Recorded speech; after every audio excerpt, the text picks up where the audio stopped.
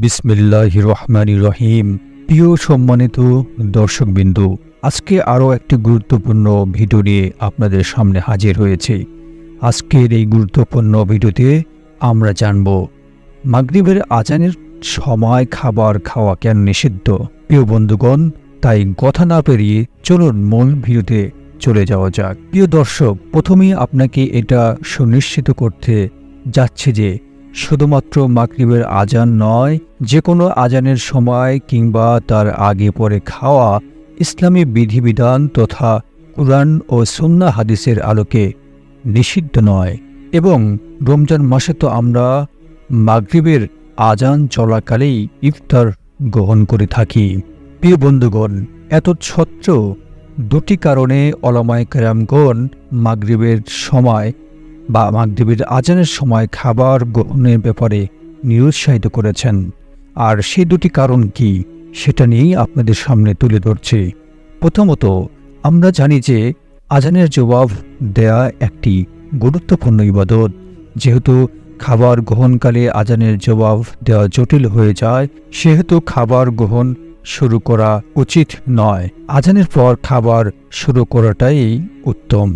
আর যদি আজানের পূর্বেই কেউ খাবার খেতে শুরু করে দিয়ে থাকে, তাহলেও আজানের সময় আজানের জবাব দেওয়ার চেষ্টা করা উচিত। ফলে আজানের জবাব দেওয়ার মতন যে গুরুত্বপূর্ণ একটা ইবাদত, সুন্নাহ বা মুস্তাহাব ইবাদত রয়েছে, সেটা থেকে বঞ্চিত হওয়ার সুযোগ কম থাকবে। তাই বন্ধুগণ, আমাদের খাবার গ্রহণ করার সময় এই বিষয়টি অবশ্যই বিবেচনা রাখতে হবে। এরপর দ্বিতীয় কারণ, আমরা জানি মাগরিবের আজান শেষ হওয়ার সাথে সাথেই নামাজের জামাত দাঁড়িয়ে যায়। মাগরিবের আজানের সময় খাওয়া দাওয়া শুরু করলে জামাতের সাথে মাগরিবের নামাজ আদায় করা থেকে বঞ্চিত হওয়ার একটা বিরাট ঝুঁকি থেকে যায়। ফলে মাগরিবের নামাজ জামাতের সহিত পড়ার যে সওয়াব, সেটা থেকে বঞ্চিত হবার সুযোগ তৈরি হয়।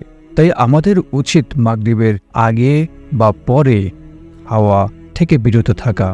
আর এই দুটি কারণেই ওলামায়ে কেরামগণ আজানের সময়, বিশেষ করে মাগরিবের আজানের সময় খাওয়া দাওয়াকে নিরুৎসাহিত করে থাকেন।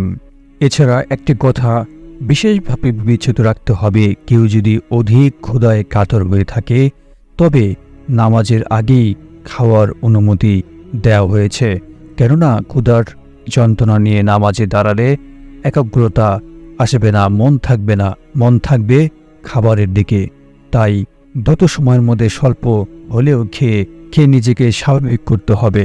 এছাড়া আরও একটি বিষয় বিশেষভাবে খেয়াল রাখতে হবে, কারো যদি খুব বেশি ক্ষুধা লাগলে হাদিসে তার জন্য নামাজ এর আগেই খাবার গ্রহণ করার অনুমতি প্রদান করা হয়েছে। কেননা ক্ষুধার যন্ত্রণা নিয়ে নামাজে দাঁড়ালে নামাজের একাগ্রতা আসবে না, মন থাকবে খাবারের দিকে। তাই যথাসম্ভব দ্রুত সময়ের মধ্যে খাবার গ্রহণ করে নিজেকে স্বাভাবিক করে নেওয়া এবং একই সাথে খেয়াল রাখতে হবে যেন নামাজের সময় যেন ছুটে চলে না যায়। আশা রাখছি এই গুরুত্বপূর্ণ বিষয়টি বুঝতে পেরেছেন। প্রিয় বন্ধুগণ, এই ছিল কেন মাগরিবের নামাজের আজানের সময় খাবার খাওয়া নিষিদ্ধ। আশা করছি পুরো বিষয়টা আপনারা বুঝতে পেরেছেন। আর আমাদের এই ভিডিওটি যদি ভালো লাগে, বেশি বেশি করে শেয়ার করুন। আর আমাদের নতুন নতুন সব ইসলামিক ভিডিও পেতে চ্যানেলটির সাথে সাবস্ক্রাইব করে পাশেই থাকুন। আসসালামু আলাইকুম ওয়া রাহমাতুল্লাহ।